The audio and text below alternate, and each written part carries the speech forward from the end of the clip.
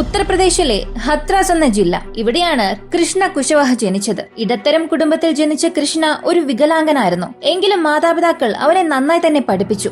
അദ്ദേഹവും നന്നായി പഠിച്ച് ഒരു സോഫ്റ്റ്വെയർ എഞ്ചിനീയറായി നോയിഡയിൽ ഒരു മൾട്ടിനാഷണൽ കമ്പനിയിൽ ജോലി ചെയ്യുന്നു.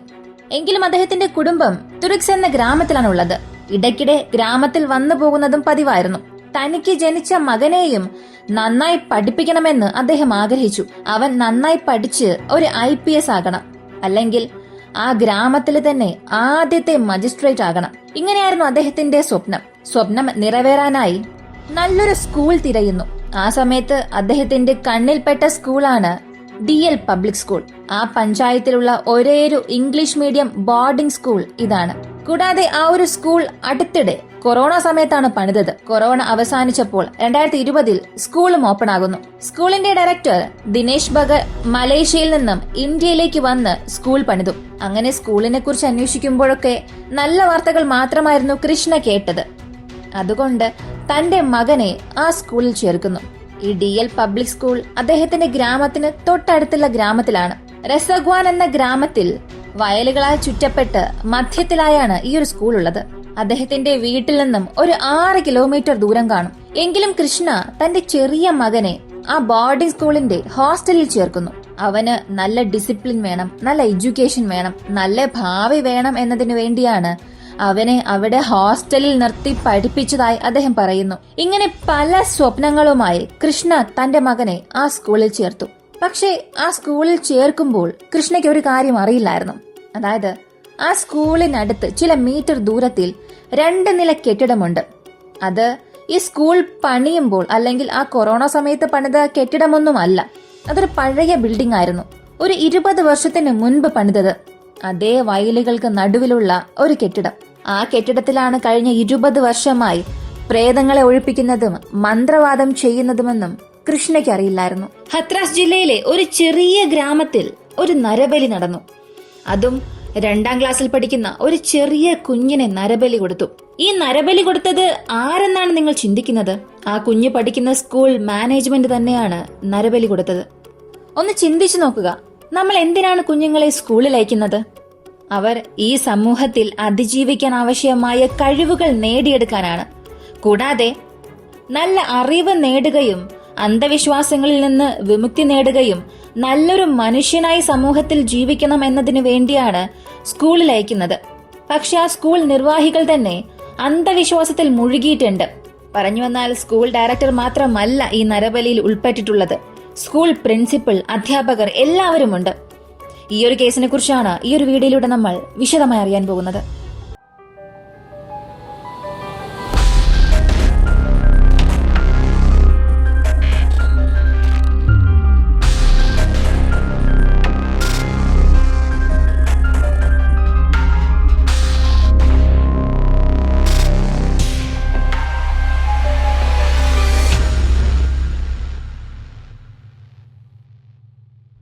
ദിനേശ് ഭഗത്, ഇദ്ദേഹത്തിന്റെ അച്ഛന്റെ പേര് ജശോധൻ സിംഗ്. ഇദ്ദേഹം ഹത്രാസ് ജില്ലയിലെ രസോഗൻ ഗ്രാമത്തിലാണ്. അതും ഒരു ചെറിയ ഗ്രാമമാണ്.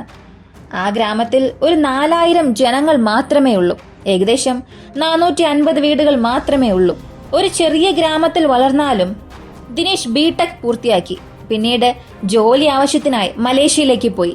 മലേഷ്യയിൽ നിന്നും തിരികെ ഗ്രാമത്തിലേക്ക് വന്ന് അവിടെ തന്നെ ഒരു സ്കൂൾ പണിയാൻ തുടങ്ങി. ആ സ്കൂളാണ് DL പബ്ലിക് സ്കൂൾ.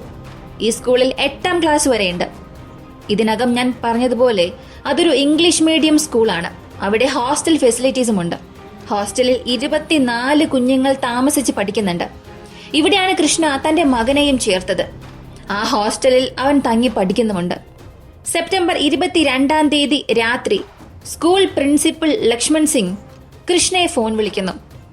അതിൽ ലക്ഷ്മൺ സിംഗ് പറഞ്ഞത് മകന് കോംപ്ലെയിൻ വാങ്ങണം, കൂടാതെ ചിലവിനായി 200 രൂപ വേണമെന്നും ആവശ്യപ്പെട്ടു. കൃഷ്ണയും ശരിയെന്ന് പറഞ്ഞ് ഫോൺ വച്ചു. 22-ാം തീയതി ഞായറാഴ്ചയാണ്. അന്ന് രാത്രിയായിരുന്നു ഈ ഒരു കോൾ വന്നത്. അടുത്ത ദിവസം തിങ്കളാഴ്ച രാവിലെ കൃഷ്ണ ജോലിക്കായി പോകും. ഈ ഒരു സാഹചര്യത്തിലാണ് കൃഷ്ണയ്ക്ക് അടുത്ത ദിവസം രാവിലെ പുലർച്ചെ ഒരു 5 മണിക്ക് കോൾ വരുന്നു. കോൾ വിളിച്ചത് സ്കൂളിന്റെ ഡയറക്ടർ ദിനേശ് ആണ്. അദ്ദേഹം പറഞ്ഞത്, നിങ്ങളുടെ മകന് സുഖമില്ല, പനിയാണെന്ന് തോന്നുന്നു. പെട്ടെന്ന് അവന് ചികിത്സ ആവശ്യമാണ്. ഞങ്ങൾ നോക്കിക്കൊള്ളാം എന്ന് പറഞ്ഞു. കൃഷ്ണ ഇപ്പോ ഇല്ല, വേണ്ട, മകന് സുഖമില്ല എങ്കിൽ അവൻ ഹോസ്റ്റൽ താമസിക്കുന്നത് ശരിയല്ല. ഞാൻ അങ്ങോട്ടേക്ക് വന്ന് അവനെ തിരികെ കൊണ്ടുപോകാം. ഞങ്ങൾ ഇവിടെ അവനെ ചികിത്സിച്ചു കൊള്ളാം എന്ന് പറഞ്ഞു. പക്ഷേ ദിനേശ് അതിന് സമ്മതിച്ചില്ല. കൃഷ്ണയും ഉടൻ തന്നെ മകനെ കാണണമെന്ന് വാശി പിടിച്ചു. ഈ സമയം ദിനേശ് പറഞ്ഞത്, ഇവിടെ അടുത്തുള്ള സത്പാദിലേക്ക് വരിക, അവിടെ നിന്ന് നിങ്ങൾക്ക് കുഞ്ഞിനെ വിളിച്ചു കൊണ്ടുപോകാം. ഞാൻ അവനെ ഇപ്പോ ആശുപത്രിയിലേക്ക് കൊണ്ടുപോയിക്കൊണ്ടിരിക്കുകയാണ് എന്ന് പറഞ്ഞു. കൃഷ്ണയും ഉടനെ സഹോദരനെയും വിളിച്ച് ബൈക്കിൽ സത്പാദ് എന്ന സ്ഥലത്തെ നോക്കി പോകാൻ തുടങ്ങി. സത്പാദിലെത്തിയതും ദിനേശിനായി അവർ ഏറെ സമയം കാത്തിരുന്നു. പക്ഷെ അവൻ വന്നില്ല. കൃഷ്ണ വീണ്ടും ദിനേശിനെ ഫോൺ വിളിച്ചു. ദിനേശ് പറഞ്ഞത് ആ സമയം ദിനേശ് മറ്റൊരു സ്ഥലത്തേക്ക് വരാൻ കൃഷ്ണയോട് ആവശ്യപ്പെട്ടു. കൃഷ്ണ അതേ സ്ഥലത്തേക്ക് പോകുന്നു. അവിടെയും ദിനേശ് ഇല്ല, മകനുമില്ല. ഇങ്ങനെ അടുത്ത ഏതാനും മണിക്കൂറിൽ കൃഷ്ണയെ പല സ്ഥലങ്ങളിലേക്ക് വരാൻ പറഞ്ഞുകൊണ്ടേയിരുന്നു. ഇങ്ങനെ ഒരു ഘട്ടത്തിൽ ദിനേശ് പോയ വണ്ടി കൃഷ്ണ കണ്ടുപിടിക്കുന്നു. ആ സമയത്ത് ദിനേശ് നന്നായി മദ്യപിച്ചിരുന്നു. കൂടെ ആ സ്കൂളിലെ 2-3 അധ്യാപകരുമുണ്ട്. അവരും നന്നായി തന്നെ മദ്യപിച്ചിട്ടുണ്ട്.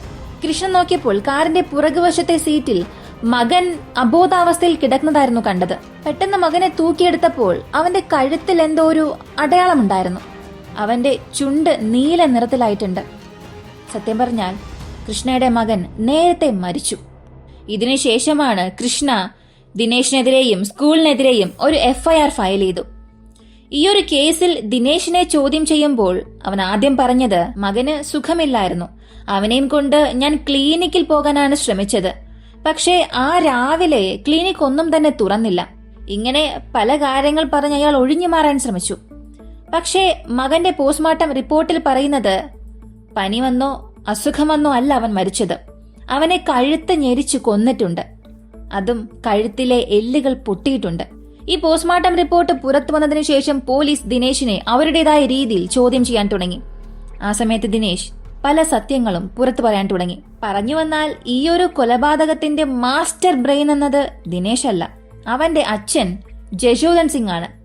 അതും സുഖമില്ലാതെ ശരീരത്തിന്റെ പകുതിയും പ്രവർത്തനരഹിതമായ അവസ്ഥയിലുള്ള ഒരു വയസ്സായ വ്യക്തിയാണ് ഇത് ചെയ്യാൻ ആവശ്യപ്പെട്ടത്. ആ സ്കൂളിനടുത്തായി ഒരു പഴയ കെട്ടിടമുണ്ടെന്ന് ഞാൻ പറഞ്ഞല്ലോ. ആ കെട്ടിടം പണിതത് ജശോധൻ സിംഗ് ആണ്. ആ കെട്ടിടത്തിനുള്ളിൽ വെച്ചാണ് ജശോധൻ സിംഗ് ബ്ലാക്ക് മാജിക്, മന്ത്രവാദം എല്ലാം പ്രാക്ടീസ് ചെയ്യുന്നത്. പലർക്കും ആ കെട്ടിടത്തിനുള്ളിൽ വെച്ച് പ്രേതബാധ ഒഴിപ്പിച്ചിട്ടുണ്ട്. കഴിഞ്ഞ 20 വർഷമായി ആ കെട്ടിടത്തിൽ വെച്ചാണ് ചുറ്റുമുള്ള ജനങ്ങൾക്ക് അയാൾ പല കാര്യങ്ങൾ ചെയ്തു കൊടുത്തത്. അടുത്തിടെ അയാൾക്ക് ബ്രെയിൻ ഹെമറേജ് ഉണ്ടാവുകയും ശരീരത്തിന്റെ പകുതിയോളം പ്രവർത്തനരഹിതമായി. ഈ സാഹചര്യത്തിലാണ് ജശോധൻ സിംഗ് ദിനേശിന് ഒരു ഉപദേശം കൊടുത്തത്. ഒരു ചെറിയ കുഞ്ഞിനെ നരബലി കൊടുക്കുകയാണെങ്കിൽ നമുക്കുള്ള എല്ലാ പ്രശ്നങ്ങളും മാറും. നിനക്കും പണപ്രശ്നമുണ്ട്, സ്കൂൾ പണിയാനായി വാങ്ങിയ കടം ഇതുവരെയും തീർന്നില്ലല്ലോ, വീട്ടിലും ഒരുപാട് പ്രശ്നമുണ്ട്. ഇവയ്ക്കെല്ലാം ഒരേയൊരു പരിഹാരം നരബലിയാണ്. കൂടാതെ ഈ പൂജ അവസാനിച്ചതിനു ശേഷം സ്കൂൾ ടോപ്പിലേക്ക് പോകും എന്ന് പറഞ്ഞു. സത്യം പറഞ്ഞാൽ അതന്നെയാണ് സംഭവിച്ചത്. നിങ്ങൾ പണം കൊടുത്ത് പ്രൊമോഷൻ ചെയ്താൽ പോലും ഇത്രയേറെ മാധ്യമങ്ങൾ ഈ സ്കൂളിന്റെ പേര് പറയുമോ എന്നറിയില്ല. പക്ഷെ ഇപ്പോ നോർത്ത് മുതൽ സൗത്ത് വരെയും ഈ സ്കൂളിന്റെ പേരാണ് എല്ലാവരും പറയുന്നത്. ശരി, ഈ ഒരു പദ്ധതി ഇട്ട ഉടനെ കൃഷ്ണയുടെ കുഞ്ഞിനെ തന്നെ കൊല്ലണം എന്നുള്ളതല്ല അവരുടെ പദ്ധതി. ഇതിനു മുൻപ് തന്നെ 2 കുഞ്ഞുങ്ങളെ കൊല്ലാൻ ശ്രമിച്ചു. ഭാഗ്യത്തിന് ആ കുഞ്ഞുങ്ങൾ രക്ഷപ്പെട്ടു. ശബ്ദമുണ്ടാക്കിയത് കൊണ്ട് ആ കുഞ്ഞുങ്ങളെ വിട്ടയച്ചു. സത്യം പറഞ്ഞാൽ കൃഷ്ണയുടെ മകനും ശബ്ദമുണ്ടാക്കി. എന്നാൽ അവന്റെ സമയം ശരിയല്ലായിരുന്നു. ഈ ക്രൂരന്മാരുടെ കയ്യിൽ അവൻ അകപ്പെട്ടു. സെപ്റ്റംബർ മാസം 22-ാം തീയതി രാത്രി ആ ഹോസ്റ്റലിലെ എല്ലാ കുഞ്ഞുങ്ങളും ഉറങ്ങിയ ശേഷം രാംപ്രകാശ് സോളങ്കി എന്ന അധ്യാപകൻ ആ കുഞ്ഞിനെ ഉറങ്ങിക്കൊണ്ടിരിക്കുമ്പോ തന്നെ തൂക്കിക്കൊണ്ട് അവർ തയ്യാറാക്കി വെച്ചിരുന്ന ഒരു മുറിയിലേക്ക് കൊണ്ടുവന്നു. ആ മുറിയിൽ പൂജ നടത്തേണ്ട ചില കാര്യങ്ങളെല്ലാം അവർ തയ്യാറാക്കി വെച്ചിരുന്നു. പക്ഷേ അതിനുള്ളിൽ തന്നെ ആ കുഞ്ഞ് ഉണരുന്നു. ഭയത്തിൽ ശബ്ദമുണ്ടാക്കാൻ തുടങ്ങി. ഉടനെ ഭയന്നുപോയ രാംപ്രകാശ് ആ കുഞ്ഞിനെ കഴുത്ത് ഞെരിച്ച് അതേ സ്ഥലത്ത് വെച്ച് കൊല്ലുന്നു. അദ്ദേഹം കൊല്ലുന്നത് കണ്ടിട്ട് പോലും തടയാതെ 2 അധ്യാപകർ നോക്കിക്കൊണ്ടു നിന്നു. അതിൽ ഒരാളുടെ പേര് വീർബ, മറ്റൊരാളുടെ പേര് ലക്ഷ്മൺ സിംഗ്. ഇതിൽ ലക്ഷ്മൺ സിംഗ് ആണ് സ്കൂളിന്റെ പ്രിൻസിപ്പൽ. ഇങ്ങനെ എല്ലാവരും ചേർന്നാണ് ഇത് ചെയ്തത്. ഇപ്പോ ആ കുഞ്ഞ് മരിച്ചതിനു ശേഷം അവർക്ക് എന്ത് ചെയ്യണമെന്നേ അറിയില്ല. കൂടുതലും മദ്യപിച്ചിട്ടുമുണ്ടായിരുന്നു. അതിനാൽ കുഞ്ഞിന്റെ അച്ഛന് തന്നെ ഫോൺ വിളിച്ച് മാറി മാറി സംസാരിക്കാൻ തുടങ്ങി. അവസാനം അവർ അകപ്പെടുകയും ചെയ്തു. ഈ ഒരു കേസിൽ മൊത്തം 5 പേരെ പോലീസ് അറസ്റ്റ് ചെയ്തു. സ്കൂളിന്റെ ഡയറക്ടർ ദിനേശ്, അദ്ദേഹത്തിന്റെ മകൻ ജസോദൻ, 3 അധ്യാപകരെയും അറസ്റ്റ് ചെയ്തു. സ്കൂൾ ഡയറക്ടർ ദിനേശിന്റെ കുടുംബം പറയുന്നത്, ഇവിടെ പത്രങ്ങൾ, മാധ്യമങ്ങളെല്ലാം പറയുന്നത് കള്ളമാണ്. ഞങ്ങൾ അങ്ങനെയുള്ള ആളുകളെ അല്ല, അത്തരത്തിലുള്ള ദോഷം ചിന്തിക്കുന്നവരെ അല്ല. എന്റെ മകനിലും ചെറുമകനിലും ആരോപിച്ചിരിക്കുന്ന എല്ലാ കുറ്റങ്ങളും തെറ്റാണ് എന്ന് ജസോദന്റെ അമ്മ കുസുംബിയാനി പറഞ്ഞു. ദിനേശിന്റെ സഹോദരി വിനീത പറഞ്ഞത്, എന്റെ സഹോദരൻ അങ്ങനെ ഒരാളെ അല്ല.